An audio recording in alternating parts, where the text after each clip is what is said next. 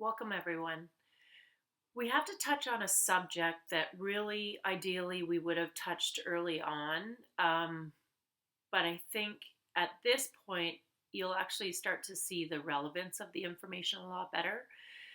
So, it's unfortunately the conversation about stress management. And we hear that term a lot, and we think that we're more or less doing it, but there's a lot of misunderstanding about how that really works and what you're trying to achieve with it that sometimes gets us a little off track.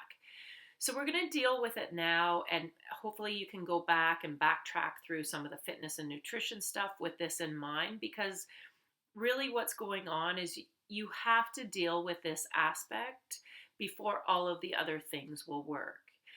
And when we're talking about stress management, people often say to me, oh, actually, I handle stress pretty well and I don't have a lot of stress, or, I don't let it bother me, or I'm not exposed to very much. But actually, what's happening is, as a whole, we're actually chronically stressed. So, in other words, it's so consistent and even low grade that we don't really notice that it's even in our lives anymore, and really don't pay attention to what it might be doing to our body. Unfortunately, it's doing a lot, because if you actually look to nature and try to understand how stress works and its purpose in protecting us and helping us avoid danger, the fact that we have it consistently low grade chronically in our everyday lives means that we're living actually as if we're in danger all the time. So if you're not noticing it, it's not because you don't have it. It could be because you've adapted to it so much that it just is existing all the time, and you don't really feel any repercussions of it because there's no highs and lows that you get from being exposed to stress. But in the same sense, what's happening by being in it chronically is your body is doing all the things it would normally do in the face of danger, and not going back to all the things it needs to do when you're not in danger to help you thrive and adjust to everyday living. And so you're actually not functioning as you should optimally. So what I mean by this is, when you take an animal in the wild, they're exposed to danger, and they they tend to sort of have that quick, impulsive, fight or flight response. That is more or less temporary. So basically, once they're in a spot where there's no obvious danger, they go back to normal, they resume normal operations, they go back to looking for food and shelter and all the kind of regular everyday things that they do. And until there is another obvious sign of danger, they operate as if there is no danger. What happens with humans is we've gotten so exposed to little stresses, regular stresses, chronic stresses, that we never resume our normal operations. And in the human body, when you're exposed to stress, it doesn't continue some of the bodily functions that it needs to do or doesn't need to do while it's exposed to danger to help you best survive it, but then it needs to resume those again. And if you don't get back into your normal pace, the non-stress mode, then your body never goes back to those normal processes. So these are things like your immune system, your digestion, all your restorative functions to regenerate energy, to properly metabolize, to reset your brain, to reset your nervous system.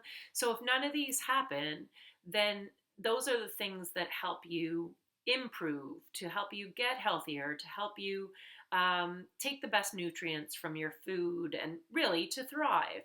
So when we're and people when people say to me that they're not exposed to stress on a regular basis, I use a few qualifiers. So think about this.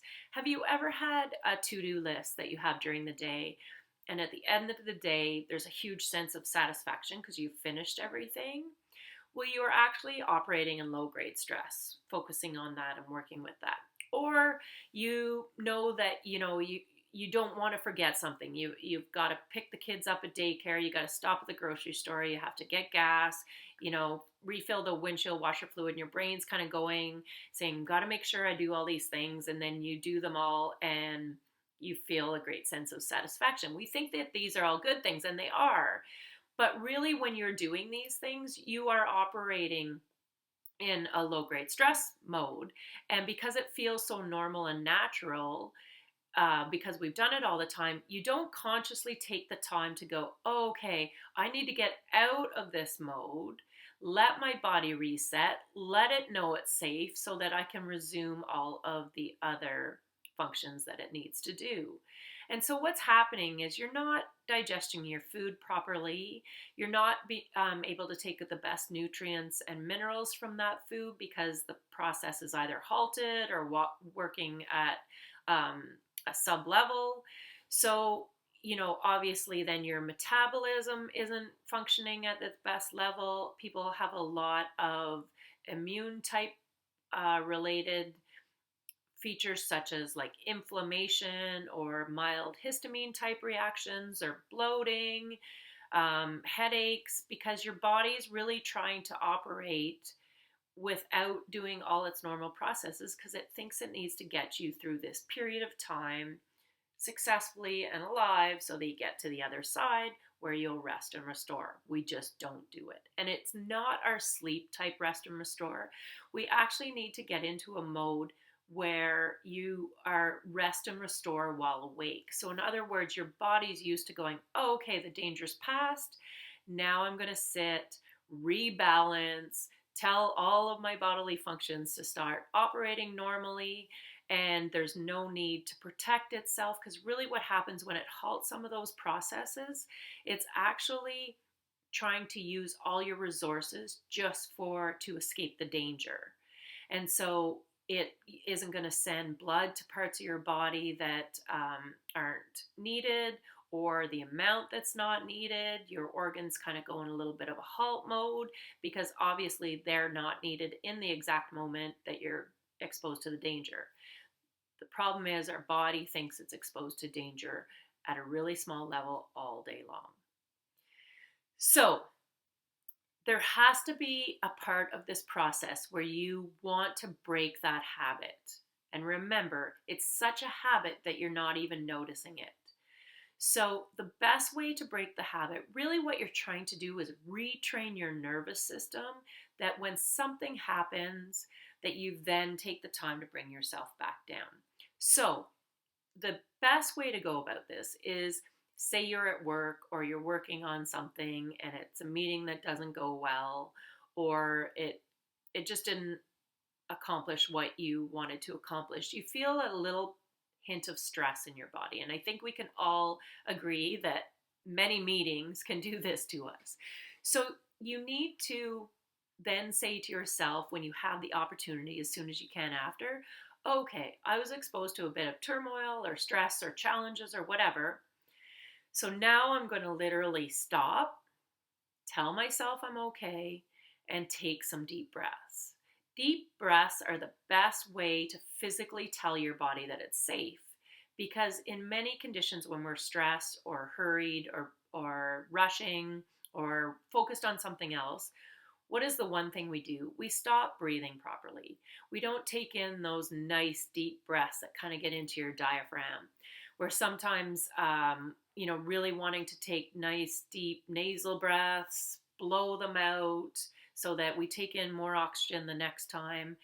You just really want to do the pause. And so whatever it is that makes you feel that pause, makes your body feel like, that's what you want to start to do. And the people that are the most successful with this develop two big things. One is that it's something they can do really quickly in almost any situation.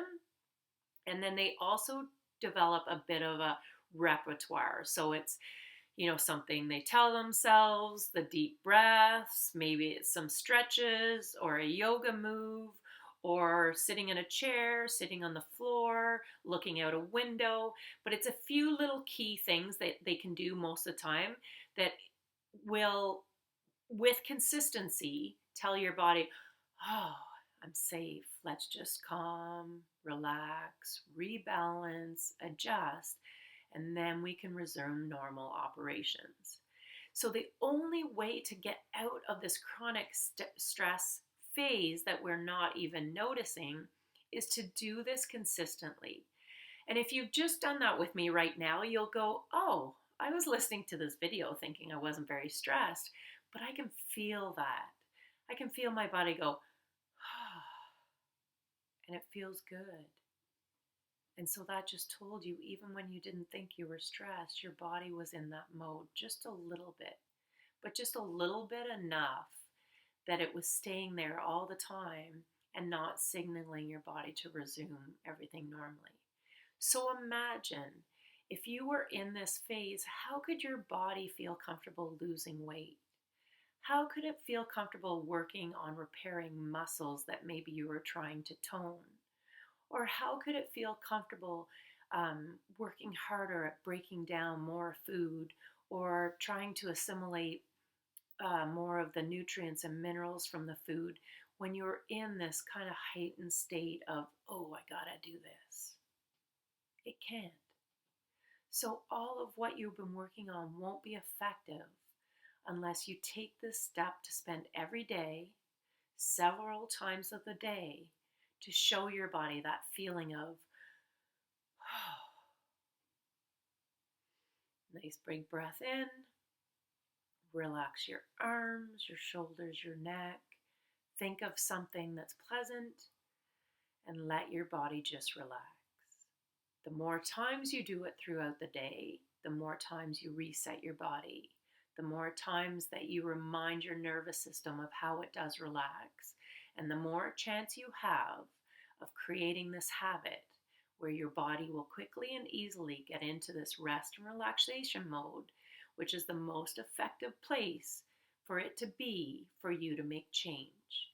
Because the one thing we have to definitely remember is change causes stress in our body.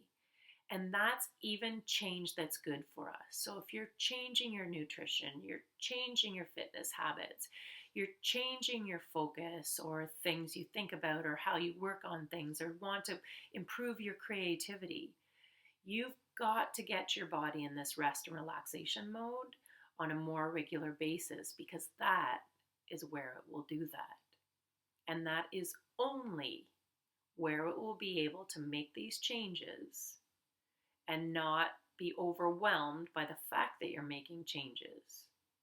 This is where you find your success. This is where you will find all the other things you're doing for yourself come together and you will see the change. But only if you take this as important, take it as necessary, and make the effort to give your body the that it needs to do what you want it to do for you.